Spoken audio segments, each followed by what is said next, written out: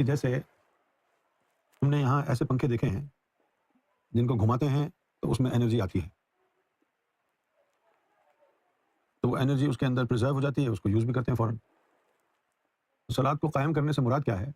پڑھی تو ویسے ہی جائے گی جیسے پڑھتے ہیں، لیکن اس کی شرط یہ ہے کہ جو کچھ آپ صلاۃ میں کھڑے ہو کر قیام کی حالت میں، رکوع کی حالت میں، سجدے کی حالت میں جو کچھ بھی پڑھ رہے ہیں، اس کا جو نور ہے وہ آپ کے قلب میں جمع ہو جائے۔ صحیح ہے نا؟ وہ کب ہوگا؟ جب قلب کا دروازہ کھلا ہوگا، اس کا منہ کھلا ہوگا۔ اسی لیے حضور نے فرمایا تھا کہ لا صلاۃ الا بحضور القلب، کہ جب تک قلب حاضر نہ ہو نماز میں تو وہ نماز ہی نہیں ہوئی۔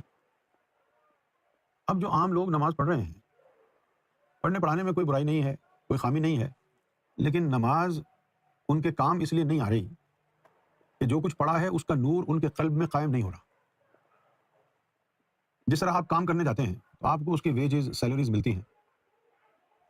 آپ کو کوئی بینک اکاؤنٹ ہی نہیں ہے تو سیلری کہاں آئے گی؟ تو سیلری آنے کے لیے ضروری ہے جاب کے لیے کہ آپ کا بینک اکاؤنٹ ہو۔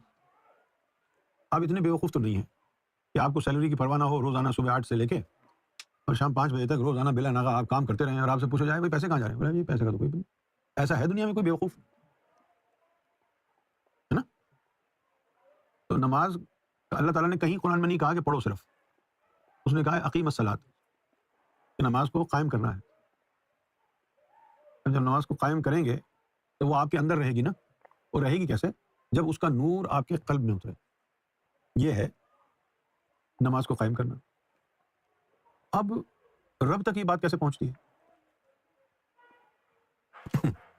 بھئی آپ اگر آپ کی کوئی شاپ ہے، بزنس ہے، آپ معلوم کرنا چاہتے ہیں کہ 3-4 دن میں کتنی سیل ہوئی ہے، تو آپ جا کے کیش رجسٹر چیک کر لیں، وہاں پر جتنے پیسے موجود ہوں گے سمجھ جائیں گے۔ اور آپ کی شاپ پر بھیڑ لگی رہے، رش ہو، لیکن رات کو جا کے آپ دیکھیں کہ کیش رجسٹر میں تو ایک پائی نہیں ہے، ایک دھیلا نہیں ہے، تو پریشان ہوں گے نا۔ سارا دن اتنا بزی رہا ہے لیکن یہ کیش آ گیا، کیش تو چور اٹھا کے لیں گے۔ تو اس لیے اللہ تعالیٰ نے یہ فرمایا ہے، کیونکہ اللہ تعالیٰ تمہارے شکل اور عمل کو نہیں دیکھتا۔ لا ينظر الى صورکم واعمالکم، اللہ تعالیٰ تمہاری شکل اور تمہارے عمل کو نہیں دیکھتا۔ ولکن ينظر الى قلوبکم ونیاتکم، لیکن وہ تمہارے قلب کو، اس کی نیت کو دیکھتا۔ اب تم نماز پڑھ رہے ہو، اللہ تمہاری شکل نہ نماز کا عمل دیکھ رہا، اللہ کو پتہ کیسے چلے گا کہ نماز پڑھی کہ نہیں پڑھی؟ اللہ دل کو دیکھتا ہے۔ جب وہ دیکھے گا کہ دل میں روزانہ نور آ کے ڈپازٹ ہو رہا ہے تو اللہ سمجھ جائے گا یہ نماز پڑھ ہے نا بھائی؟ جب قلب میں نور جائے گا اس کو پتہ چل جائے گا کہ یہ نماز پڑھ رہا ہے، کیونکہ نماز کا نور ہی ایسا ہے، مکسچر ہے نا۔ لیکن قرآن نے یہ بھی کہا ہے کہ یہ جو ذکر اللہ ہے یہ سب سے افضل عمل ہے، نماز سے بھی بڑا ہے۔ نماز سے بڑا کیوں ہے؟ نماز سے بڑا اس لیے ہے کہ نماز میں قرآن کی تلاوت ہے، صفاتی اسماء ہیں اللہ کے، اس سے جو ہے وہ نور جو بنتا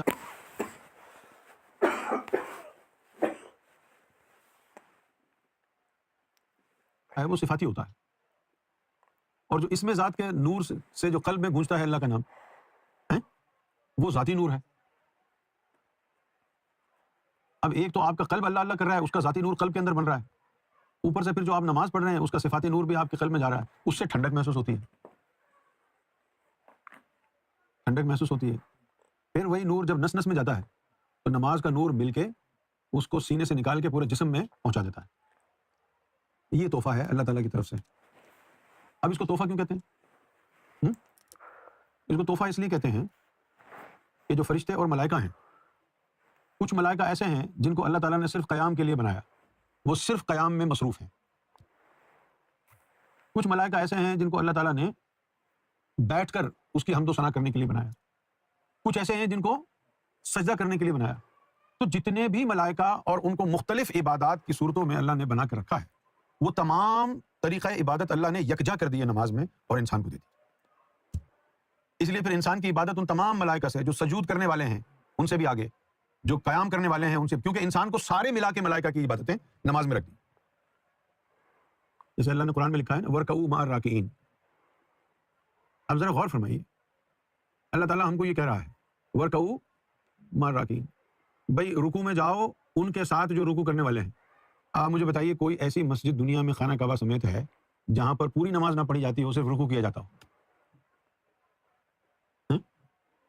تو پھر اب قرآن کی بات آپ نے سنی انسنی کر دی نا.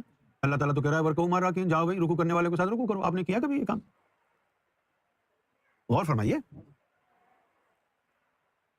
لکھا ہے واقیم الصلاۃ کہ بھائی صلاۃ کو قائم کرو، وآتوا الزکاۃ، زکات بھی دے دو، اور ورکعوا مع الراکعین، اور جو رکوع کر رہے ہیں ان کے ساتھ جا کے رکوع کرو. اب یہاں تو لوگ ساری پوری نماز پڑھ رہے ہیں، ایسی کوئی مسجد ہی نہیں ہے جہاں پر صرف رکوع کیا جا رہا ہو. نا؟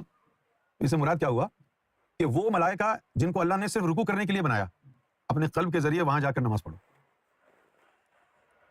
غور فرمائے نا، اللہ تعالیٰ نے کہا نا کہ یہ قرآن شریف ہم نے اولو الالباب یعنی غور کرنے والوں کے لیے اتارا ہے. آپ غور نہیں فرما رہے. کہیں ساجدین کا لکھا ہے اسجدوا مع الساجدین، تو سجدہ ابھی ہے یہ کیا بات؟ نہیں، غور فرمائیے. ایسی کوئی مسجد آپ نے دیکھی ہے، ایسی کوئی خانقاہ درگاہ آپ نے دیکھی ہے کہ بھئی یہاں پر لوگ صرف رکوع کر رہے ہیں اور رکوع کے بعد فوراً چپل پہن کے گھر؟ نہیں، پوری نماز پڑھ رہے ہیں. تو پھر یہ جو اللہ نے حکم دیا ورکعوا مع الراکعین، رکوع کرنے والوں کے ساتھ رکوع کرو. اگر کوئی چالاک گناہگار ہوتا تو وہ کہتا لے بھائی یہ نمازیوں کے بلا وجہ سجدے اور قیام میں اللہ نے وقت ضائع کرے. نہیں کہ اللہ کا حکم انہوں نے دیکھا، صرف رکوع کرو اور بھاگ لو.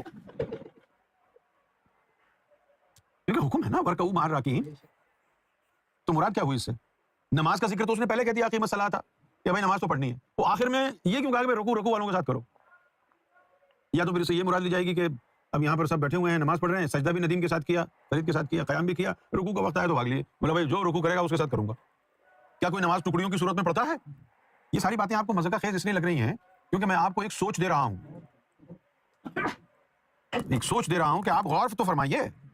کیا نماز ٹکڑیوں کی صورت میں پڑھی جاتی ہے کہ بھئی یہ قیام یہ کر لے گا، چلو فرید کو کہتے تھے رکوع میں یہ چلا جائے گا، اور سہیل کو بولتے ہیں یہ سجدے میں یہ چلا جائے گا، بھائی نماز میری پوری ہو گئی، 3 آدمیوں کو لگا دیا، اور دعا میں خود کر لوں گا کیونکہ اس میں تو مجھے مانگنا ہے.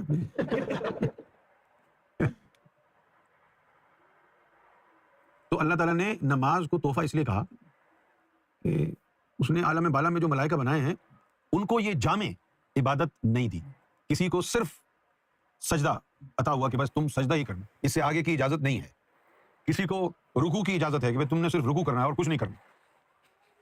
تو معلوم یہ ہوا کہ اللہ تعالیٰ کو پسند ہے سجدہ، رکوع، قیام، یہ تمام چیزیں پسند ہیں. اس نے اس کو جو ہے ایک ایک عبادت کا جو رخ ہے وہ خاص ملائکہ کو دیا ہے کہ تم نے صرف رکوع کرنا ہے، تم نے صرف جو ہے قیام کرنا ہے، تم نے صرف سجدہ کرنا ہے، تم نے صرف دعا کرنی ہے.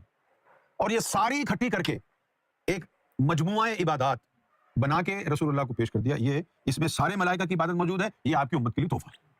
تو معلوم یہ ہوا کہ جب تمہاری نماز ہوگی تو سارے ملائکہ جو عبادت کر رہے ہیں ان سے تمہاری ایک نماز آگے نکل جائے گی. اگر